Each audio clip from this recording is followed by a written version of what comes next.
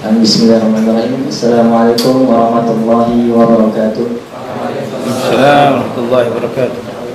Alhamdulillahirabbil alamin. Assalatu wassalamu ala Rasulillah wa ala alihi wa ashabihi wa man tabi'ahum bi ihsanin ila yaumil qiyamah. Amma ba'd. Para jamaah hadirin rahimani wa rahimakumullah. Senantiasa kita panjatkan puji syukur kita kepada Allah Subhanahu wa taala atas limpahan nikmat yang telah Allah Subhanahu wa taala berikan kepada kita. Dan di antara nikmat tersebut ialah nikmat dimudahkannya langkah-langkah kaki kita untuk hadir di dalam majelis ilmu. Salawat beserta salam tak lupa kita haturkan kepada Nabi kita yang mulia Nabi Muhammad SAW, kepada para sahabat beliau, keluarga beliau, dan juga orang-orang yang mengikuti beliau hingga hari kiamat kelak. Dan para hadirin sekalian rahimani wa rahmatullah, alhamdulillah pada kesempatan yang berbahagia kali ini kita berkesempatan untuk mendapatkan faidah insyaallah dengan kedatangan Al-Ustaz Ali Hasan Bawazir LC-MA Hafizahullah Ta'ala, dan di mana beliau akan menyampaikan kuliah umum kepada kita semua, khususnya kepada mahasiswa dan mahasiswi Ma'had Al-Aiman Pontianak. Namun sebelum itu ada beberapa hal yang ingin kami sampaikan. Yang pertama, kami ucapkan terima kasih kepada segenap asatidzah Ma'had Al-Aiman yang banyak berperan dalam kegiatan kita pada hari ini. Kemudian juga kami mengucapkan terima kasih kepada asatidzah yang telah hadir pada kesempatan kali ini maupun para tamu undangan yang ikut hadir. Dan juga kami mengucapkan terima kasih kepada seluruh mahasiswa dan mahasiswi Ma'had Al-Aiman yang hadir pada kesempatan kita pada siang hari ini. Dan tentunya kami mengucapkan terima kasih yang banyak kepada Ustaz Ali Hasan Bawazir yang telah meluangkan waktunya. Syukran jazilan alal hudur fi Ma'hadil Aiman. Asallallahu jalla wa ala an yaktuba lana ajran fi hadzal liqa. Ya karim. Nah, para hadirin rahimani wa rahimakumullah, insyaallah acara kita pada siang hari ini terdiri dari dua sesi. Yang pertama yaitu penyampaian nasihat atau kuliah umum dari Al-Ustaz. Kemudian kita lanjutkan sedikit dengan sesi yang kedua yaitu sesi tanya jawab. Kami harapkan kepada para tulab untuk menyiapkan pertanyaan dan mendengarkan apa yang disampaikan oleh Al-Ustaz dengan baik dan mencatat faedah-faedah yang akan beliau sampaikan. Nah, langsung saja kita akan mendengarkan kuliah umum yang akan disampaikan oleh Al-Ustaz. Kepada Al-Ustaz, barakallahu fiik. Bismillahirrahmanirrahim. Assalamualaikum warahmatullahi wabarakatuh. Alhamdulillahirabbil alamin wassalatu wassalamu ala asyrafil anbiya'i wal mursalin nabiyyina Muhammadin wa ala alihi wa sahbihi wat tabi'in wa man tabi'ahum bi ihsanin ila yaumiddin. Qala Allah jalla wa ala ya ayyuhalladzina amanu taqullaha haqqa tuqatih wa la tamutunna illa wa antum muslimun. Amma ba'd. Ikhwatal iman rahimani wa rahimakumullah. Adik-adikku, semoga Allah Subhanahu wa taala memberikan rahmat kepada antum semuanya, yang alhamdulillah segala puji bagi Allah Subhanahu wa taala atas segala nikmatnya yang Allah Subhanahu wa taala anugerahkan kepada kita semuanya, terutama kepada anak pribadi. Walillahil hamd.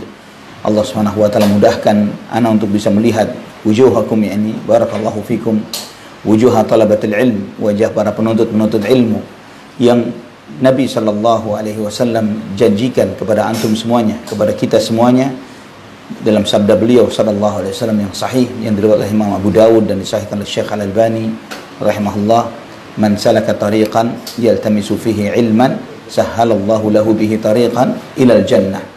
Barang siapa yang menempuh satu jalan untuk menuntut ilmu, maka Allah Subhanahu wa taala akan mudahkan jalannya untuk kepada surga. Hadis ini sering kita mendengarnya, bahwa setiap kita berharap untuk masuk surga, dan lebih dari itu yaitu dimudahkan untuk masuk surga. Sahhalallahu lahu bihi tariqan ilal jannah. Allah mudahkan untuk masuk surga. Kenapa jalan menuntut ilmu memudahkan seseorang untuk masuk ke dalam surga? Apa yang menjadi penyebab? menuntut ilmu adalah sebab seseorang masuk ke dalam surga? Ada yang bisa jawab? Kenapa? Man salaka tariqan yaltamisu fihi ilman sahalallahu lahu bihi tariqan ilal jannah. Kenapa jalan menuntut ilmu ini memudahkan seseorang masuk ke dalam surga? Naam? Waffaqakallah, barakallahu fiik. Naam, karena ilmu ini, karena ikhwatal iman rahimani wa rahimakumullah, modal masuk surga ini dua hal, yaitu sihatul i'tiqad wa sihatul amal. Ini dua modal masuk surga, memiliki keyakinan yang benar dan memiliki amal yang benar. Dan dua hal ini tidak akan diperoleh kecuali dengan thalabul ilm, kecuali dengan menuntut ilmu. Bagaimana seseorang bisa mendapatkan akidah yang sahihah tanpa thalabul ilm, dan bagaimana seseorang beramal dengan amal yang benar tanpa ilmu. Itulah kenapa Nabi SAW menyampaikan, man salaka tariqan yaltamisu fihi ilman sahalallahu lahu bihi tariqan ilal jannah wa innal malaikata la tada'u ajnihataha ridhan li talibil ilm. Dan sesungguhnya para malaikat meletakkan sayap-sayap mereka menghormati para penuntut ilmu, ridha terhadap apa yang mereka cari. Wa innal alima la yastaghfiru lahu man fis samawati wa man fil ardi wal hitanu fi jawfil ma'. Dan orang yang alim, orang yang berilmu, segala sesuatu yang di langit, yang di bumi, sampai ikan yang ada di dalam air memohonkan ampun untuk orang-orang yang berilmu. Kenapa? Kenapa sampai binatang pun yang di langit, yang di bumi beristighfar untuk talibul ilm? Karena barakahnya ilmu dirasakan oleh siapapun dan apapun. Antum mengetahui bahwa Rasulullah SAW risalahnya adalah rahmatan, wa ma arsalnaka illa rahmatan lil alamin. Tidaklah kami mengutusmu wahai Muhammad kecuali rahmat untuk seluruh alam semesta. Maka keberkahan ilmu bukan hanya dirasakan oleh manusia saja, tapi seluruhnya. Bahkan para malaikat pun mendapatkan manfaat dari keberkahan ilmu. Bagaimana? Ketika kita diajarkan oleh para asatidzah kita, oleh para ustadz-ustadz kita, tentang misalnya ketika kita berangkat ke masjid, bahwa kita tidak boleh dengan bau mulut yang tidak enak, karena sebagaimana sabda Nabi SAW, innal malaikata tata'adza mimma yata'adza minhu banu Adam. Sesungguhnya malaikat itu terganggu dengan apa yang mengganggu anak manusia, dan itu memberikan maslahat kepada para malaikat, bahkan juga kepada bangsa jin. Maslahat dakwah ini, maslahat ilmu itu juga dirasakan oleh bangsa jin. Bagaimana Nabi SAW mengajarkan kepada kita tidak boleh istinja atau membersihkan kotoran dengan apa? Dengan tulang, karena itu adalah makanan saudaramu dari bangsa jin. Siapa yang mendapatkan maslahat dari ilmu ini? Bangsa jin. Ya, bahkan Nabi SAW menjelaskan bahwa kita berbuat baik ya terhadap apapun dan siapapun akan mendatangkan keberkahan dan kebaikan bagi kita. Innallaha katabal ihsana fi kulli syai'. Allah menetapkan kalian untuk berbuat kebaikan kepada segala sesuatu. Sampai Nabi SAW menyebutkan bagaimana seseorang diampuni dosanya oleh Allah Subhanahu wa taala, seorang pezina, pelacur, karena memberi minum kepada seekor anjing. Subhanallah. Sampai sahabat bertanya, afil bahaimi ajrun ya Rasulullah? Apakah berbuat baik kepada binatang itu mendapatkan pahala? Fi kulli kabdin radbatin ajr, bahwa berbuat baik kepada setiap hati yang basah, kepada seluruh makhluk hidup, kamu akan mendapatkan pahala. Itulah diantara hikmah kenapa semua yang di langit, semua yang di bumi, sampai ikan di lautan beristighfar untuk penuntut ilmu. Dan ikhwatal iman rahimani wa rahimakumullah, juga Nabi SAW menyebutkan, wa inna fadlal alimi ala al-abidi ka fadli al-qamari lailatal badri ala sairil kawakib. Sesungguhnya keutamaan orang berilmu dibandingkan ahli ibadah, abid. Rasulullah SAW tidak membedakan dengan awam, dengan orang-orang awam, bukan, tapi dibedakan dengan abid, ahli ibadah. Fadlul alim ala al-abid ka fadlil qamari lailatal badri ala sairil kawakib. Seperti perbedaan bulan purnama dibandingkan dengan bintang-bintang yang lainnya. Ini subhanallah, menunjukkan keutamaan yang luar biasa. Bintang itu bersinar, ahli ibadah itu bersinar. Tapi sinarnya ahli ibadah seperti bintang, yaitu hanya menyinari dirinya sendiri. Adapun bulan purnama, sinarnya bukan hanya untuk dirinya saja, tapi menyinari sekitarnya. Maka keberkahan ilmu itu luar biasa. Sebagaimana sabda Nabi SAW dalam hadis yang cukup panjang, "Mathalu ma ba'athani Allahu minal ilmi wal huda." Perumpamaan risalah ilmu dan hidayah yang Allah utuskan untukku seperti air hujan yang asabat ardan, yang mengenai sebuah tanah, yang minha ajadib, yang tanah-tanah itu kemudian mengenai tanah yang baik, yang kemudian fa'anbatatil ala awal ushbal kathir, yang menumbuhkan tanam-tanaman dan rumputan dan memberikan manfaat kepada manusia. Manusia bercocok tanam, manusia minum dan memberi minum dengan itu. Ini diantara keberkahan ilmu, ya. Dan keberkahan ilmu ini ikhwatal iman tidak hanya dirasakan oleh orang yang berilmu itu saja, tapi juga diberikan kepada yang lainnya. Itulah diantara hikmah kenapa orang yang berilmu dibandingkan dengan ahli ibadah seperti bulan purnama dibandingkan dengan bintang-bintang yang ada di langit. Wa innal ulama warathatul anbiya wa innal anbiya lam yuwarrithu dinaran wala dirhama. Warathu dinaran faman akhadahu faqad akhadha bihadhin wafir. Sesungguhnya para ulama adalah pewaris para nabi, dan para nabi tidak mewariskan dinar dan tidak pula dirham. Yang mereka wariskan adalah ilmu, maka barang siapa yang mendapatkannya, dia akan mendapatkan bagian yang sangat besar. Namun seringkali ikhwatal iman rahimani wa rahimakumullah, seringkali kita tidak terlalu menghargai warisan para nabi ini. Kita seringkali melihat bahwa al-aghniya, orang kaya, lebih berharga daripada ulama. Seringkali seperti itu. Kita seringkali ketika bertemu dengan alim atau orang berilmu, dibandingkan dengan bertemu dengan orang thari, orang yang kaya, ghani, ya, respek kita, penghormatan kita nggak sebanding. Bisa antum bayangkan kalau misalnya yang datang ke ma'had ini adalah Sandiaga Uno misalnya, bagaimana? Pak Sandiaga Uno, bisa umbul-umbulnya dari ujung jalan besar sini sebelum belok kemari sudah selamat datang Bapak Sandiaga Uno gitu ya. Karena kita lebih mudah tertipu dengan dunia ketimbang dengan ilmu agama. Padahal warisan dunia tidak akan berlanjut lebih dari 2-3 generasi. Antum mengetahui berapa banyak para sahabat yang merupakan aghnia, Abdurrahman bin Auf, Uthman bin Affan dan yang lainnya. Warisan harta mereka mana yang sampai ke negeri ini, yang sampai ke zaman ini? Kalaupun ada, khalas, nawadir, sesuatu yang sangat jarang dan sedikit. Tapi ilmu mereka lintas 1400 tahun. Ilmu mereka.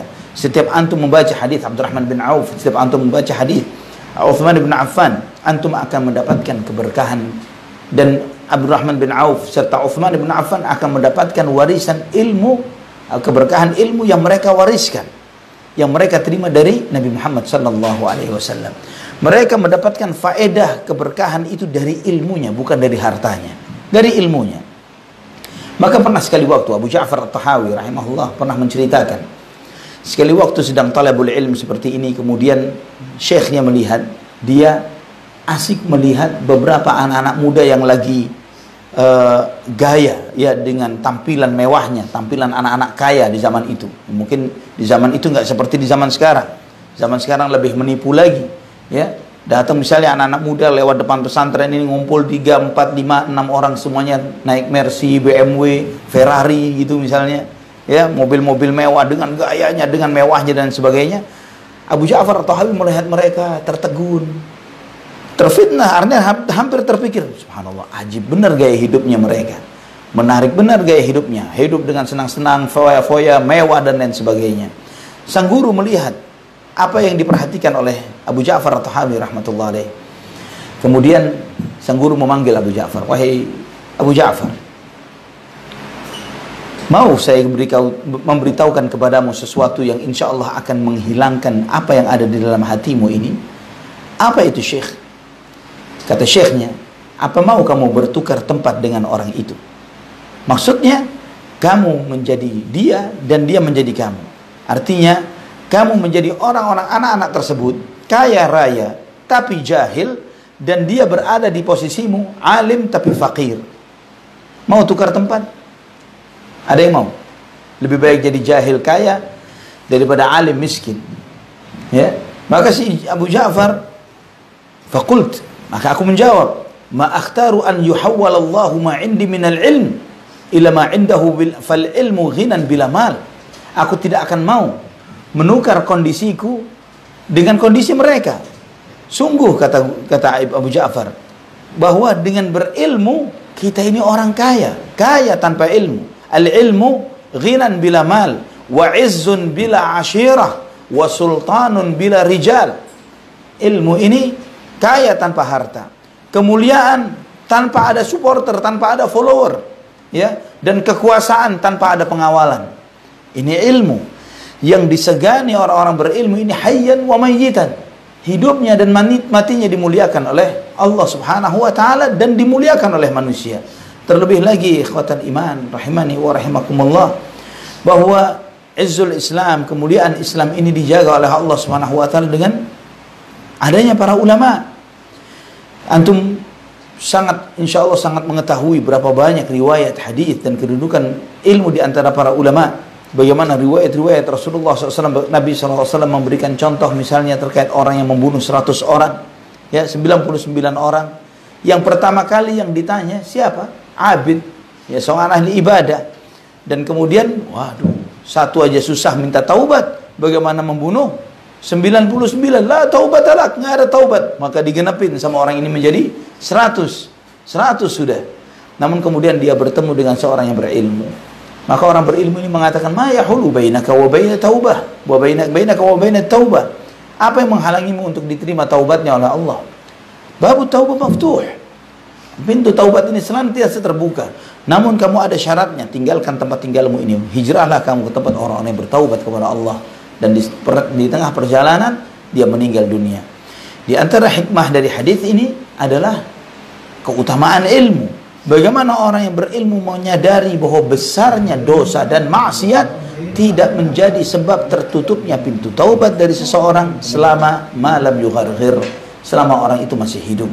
Dan ikhwatal iman rahimani wa rahimakumullah, juga nilainya ilmu ini tidak sebanding dengan banyaknya harta dunia. Antum insyaallah pernah mendengar hadis sahih dalam Sahih Muslim yang ketika Nabi SAW bertanya, ayyukum yuhibbu an yaghduwa kulla yawmin ila buthana aw ila al-aqiq fayati minhu binaqataini kaumawaini fi ghairi ithmin wala qat'i rahimin. Apakah mau di antara kalian berjalan setiap harinya ke Buthan atau Aqiq, dan kemudian dia pulang dari situ dengan membawa 2 onta dengan punuknya yang besar, tanpa dia melakukan dosa sedikit pun dan tidak memutus silaturahim?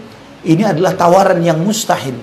Ketika orang sibuk dengan kerja, dengan bisnis, dan kemudian dia mendapatkan untung yang besar, tiap hari dapat onta dengan punuk besarnya, tiap hari untungnya sebesar itu.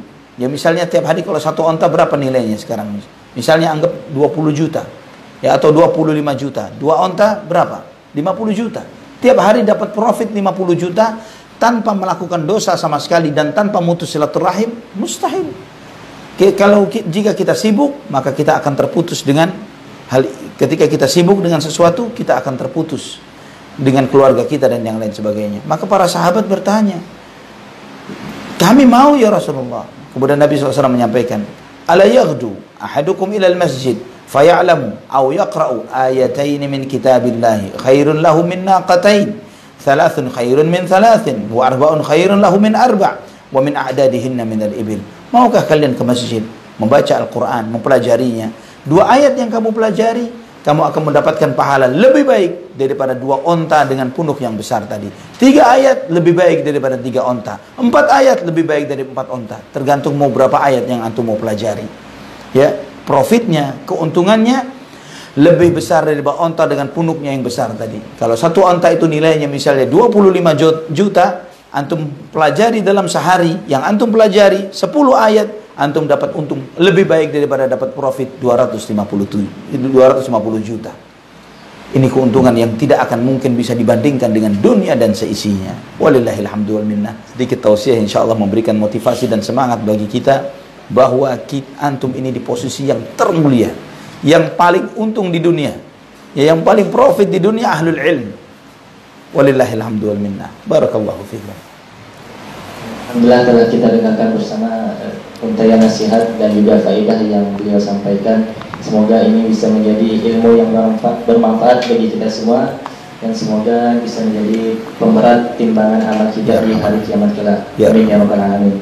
Dan kita masuk ke sesi selanjutnya, yaitu sesi yang kedua. Mungkin kita buka 1 atau 2 pertanyaan bagi teman-teman yang ingin bertanya. Maka kami persilahkan mengangkat tangan.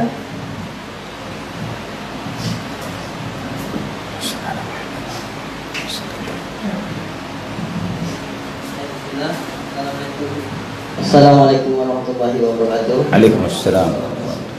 Assalamualaikum Ustaz. Allahu yarhamuna wa yarhamukum. Ya karim. Allahu yubarik fina wa yubarik fikum. Ismi Wahyudi Ustaz. Hayakallah. Nah, dari Sintang, izin bertanya. Di dalam bab husnuzon Ustaz, datang larangan bagi kita untuk bermuamalah dengan orang kufar atau orang fasik sampai tampak bagi kita ghalabatul dzon yang jelas. Mengarahnya muamalah tersebut kepada kefasikan. Pertanyaannya, sampai manakah batasan kita bisa dikatakan sebagai zon ghalib atau ghalabatul dzon Ustaz? Syukran jazakumullahu khairan. Allah barik fiik. Naam. Jawaban untuk pertanyaan ini adalah pertanyaan. Maksudnya pertanyaan begini. Kita ketika bertemu dengan orang baru yang sama sekali belum kita ketahui, yang kita kedepankan adalah husnudzon atau suudzon. Faham pertanyaan ana? Antum bertemu dengan gharib, wahid gharib, yani lam ta'rifu ba'd, yani antum belum kenal sama dia sama sekali. Hal nuhsinu lahu dzan atau nasu'u lahu dzan? Husnudzon atau suudzon dulu ke dia? Suudzon? Husnudzon. Ya, harusnya husnudzon terlebih dahulu. Ya, bahwa ketika kita bermuamalah dengan seseorang yang belum kita kenal sama sekali, maka sikap kita kepada orang tersebut adalah berhusnudzan, ya, berbaik sangka, sampai terbukti bahwa orang itu fihi syai', ya, bukan suudzan yang didahulukan, bukan kita wala khalas la arifuhu, ana enggak kenal dia, ana tidak kenal namanya, tidak tahu latar belakangnya, kemudian ana katakan hadzal rajul, tidak tahu, tidak dikenal latar belakangnya, maka akidahnya tidak jelas, manhajnya tidak jelas, maka fahuwa ala dhalalah wa ala al-batil. Bagaimana kita menilai seseorang yang kita tidak kenal sama sekali, kemudian kita bicarakan tentang akidah dan manhajnya? Paham ya? Bahwa yang didahulukan adalah husnudzan. Ketika kita bertemu dengan orang tersebut, berinteraksi dengan dia, mulai muncul afkar, pemikiran. Nah, ini baru amarah, ini ciri-ciri, tanda-tanda bahwa orang ini fihi syai', ada sesuatu. Dan tathabbut, tabayyun, karena pada dasarnya adalah sebagaimana Allah Subhanahu wa taala sebutkan, ini terkait dengan interaksi secara umum. Anda tidak bicara orang kafir secara spesifik, secara umum terlebih dahulu. Innamal mu'minuna ikhwah. Sesungguhnya orang-orang mukmin itu bersaudara. Maka dengan konsep seperti ini, ikhwatal iman, antum akan lebih mudah ketika antum nanti masuk ke dalam dunia dakwah, tidak berangkat dengan buruk sangka kepada siapapun yang ada di muka bumi ini. Ya, terutama dengan masyarakat kita yang mayoritasnya adalah ulama atau awam. Mayoritasnya awam. Di ketika antum menyadari bahwa mereka mayoritasnya awam, hatta kiai-kiainya, hatta para ulama-ulama yang dikatakan kiai, ajengan, apapun apa istilahnya di sini, apa namanya? Kiai. Apa namanya di sini istilahnya? Tuan guru atau apa? Ya, yang disepuhkan siapapun gelarnya. Sampai misalnya Anda seringkali dalam kajian-kajian di Jakarta Anda sampaikan, Anda tidak pernah ketemu seorang Asy'ari khalis, seorang Asy'ari tulen yang berakidah Asy'ariyah, 100% nggak pernah ketemu. Karena apa? Orang Asy'ariyah, sebagaimana Fakhruddin Ar-Razi di antara ulama Asy'ariyah, mereka menyebutkan di antara kaidah Asy'ariyah yang mereka terapkan, bahwa jika terjadi khilaf, perselisihan antara akal dengan nakal, maka yang didahulukan mana? Kalau menurut Asy'ariyah, Ar-Razi, kalau terjadi perbedaan antara akal dan nakal, mana yang didahulukan? Terasu yani Asy'ariyah akidah wala lisa Ustaz? Sudah belajar akidah Asy'ariyah? Nah, akidah al-wasithiyah sudah hatam? Allah yasahhil lakum ya. Nah, Asy'ariyah di antara dasarnya kalau ada akal bertentangan dengan naql Al-Quran was sunnah, maka yang didahulukan akalnya. Akal didahulukan daripada Quran was sunnah. Ini Asy'ariyah. Ana belum pernah ketemu kiai yang berpemikiran seperti ini. Belum pernah. Selalu para ulama, kiai-kiai yang tradisional yang ada di daerah dan sebagainya, kalau mereka terjadi khilaf sesuatu dan kita bacakan ayat Quran, mereka tunduk dengan kitabullah. Mereka tunduk dengan sunnah Nabi SAW. Dan banyak akidah-akidah Asy'ariyah ini yang para sufi, orang-orang tasawuf, mereka ini katanya fikihnya Syafi'i, akidahnya Asy'ari, tariqatnya Sufi. Ya, rata-rata mereka tidak memahami apa yang mereka ucapkan. La yafhamun, tidak tahu sama sekali. Jadi yang kita berangkat menghadapi mereka adalah dengan husnudzan terlebih dahulu. Mereka cuma tahu label-labelnya saja. Mereka, "Anta Wahabi?" Mengatakan kepada kita, "Antum Wahabi atau Asy'ari atau?" Ana tanya, wallahu alam, ana enggak tahu yang antum maksud. Ana pernah ditanya seperti itu. "Anta Wahabi atau Ahlus Sunnah, Sunni?" Ana nggak ngerti maksud antum Wahabi itu yang seperti apa. Ana tanya ke dia seperti itu. Ana tidak ana katakan ana fulan wala fulan. Terus dia menjelaskan Wahab Sunni adalah yang mengikuti Quran wa Sunnah. Wah, ana yang itu. Ana yang itu yang mengikuti Quran wa Sunnah. Ana tidak keluar dari Quran wa Sunnah. Khalas.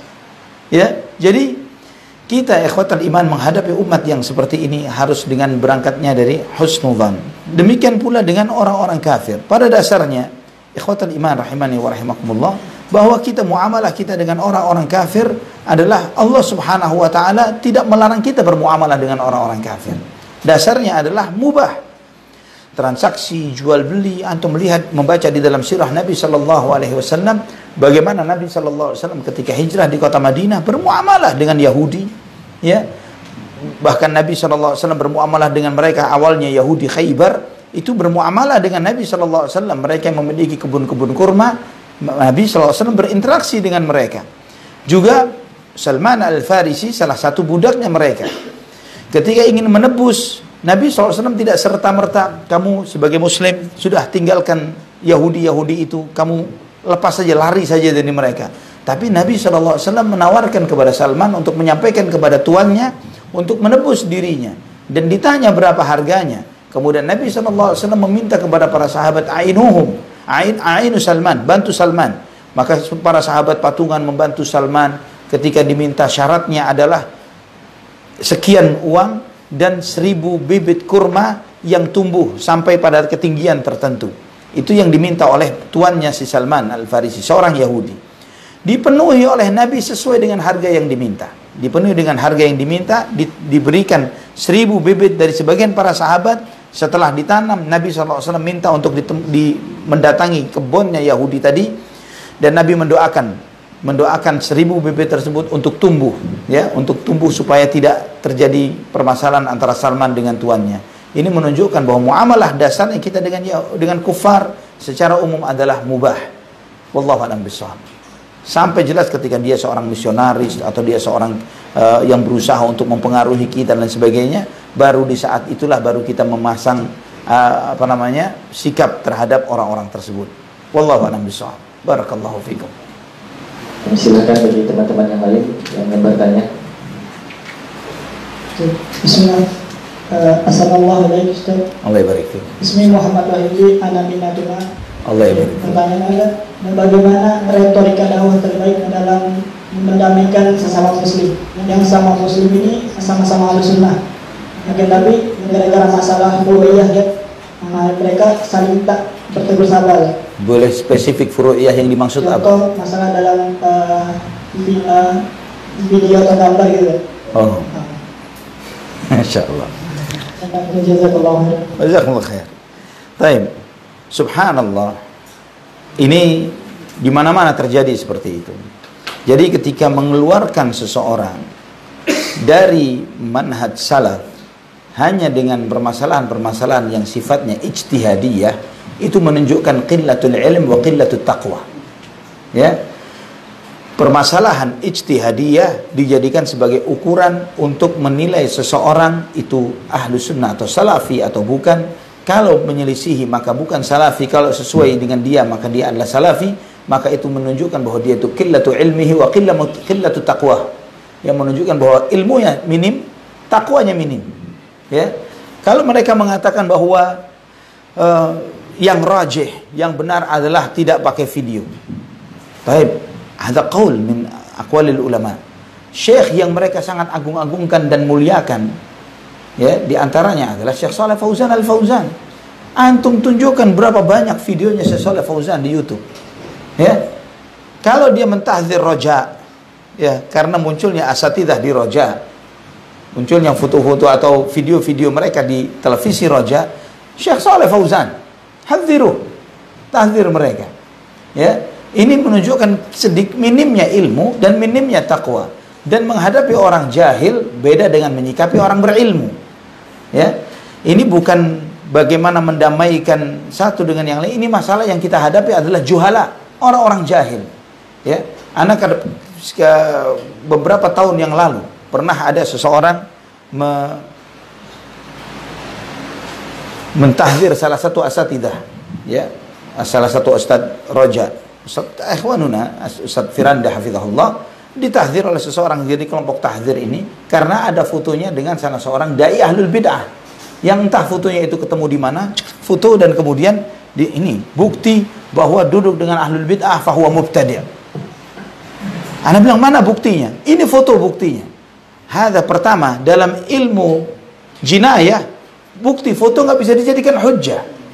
Ya. Kemudian antum jadikan untuk sebagai standar untuk menghukum seseorang dari sisi akidah dan manhajnya hanya karena fotonya. Taib, ana sekarang bertanya kepada antum. Ana kirimkan foto Syekh Abdul Aziz Al-Syekh, Mufti Al-Mamlakah Al-Arabiyah Saudiyah, duduk persis di sebelahnya Yusuf Al-Qaradawi. Persis di Masjid Nabawi. Ana kirim fotonya ke dia. Madza manhaju Syekh Al-Mufti? Apa manhajnya Syekh?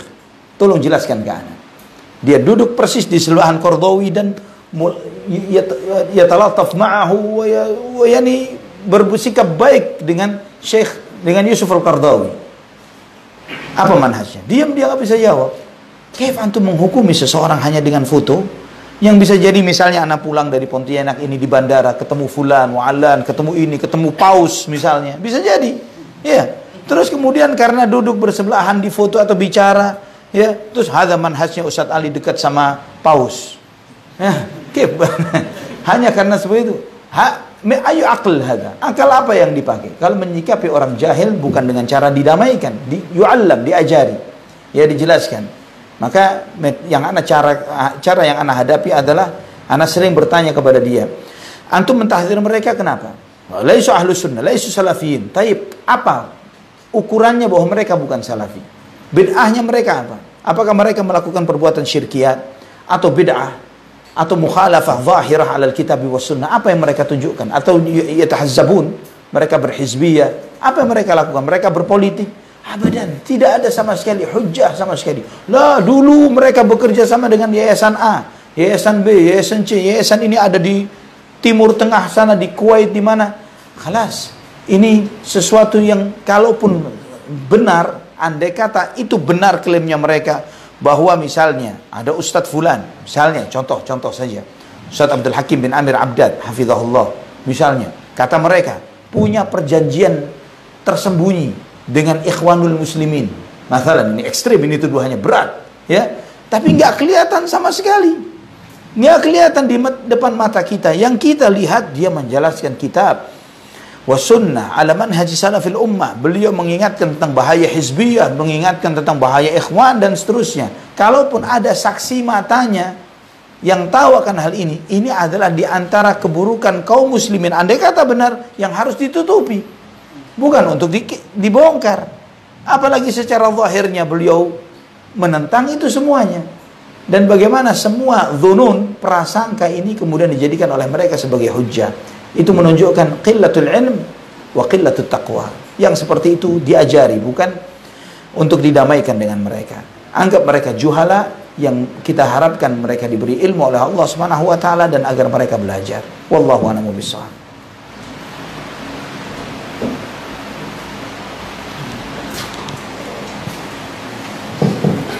Alhamdulillah banyak sekali faedah dan ilmu yang kita dapatkan pada siang hari ini. Kita mencukupkan hanya dengan 2 pertanyaan karena Al-Ustaz mempunyai agenda lain setelah berkunjung Jamaah Al-Iman ini.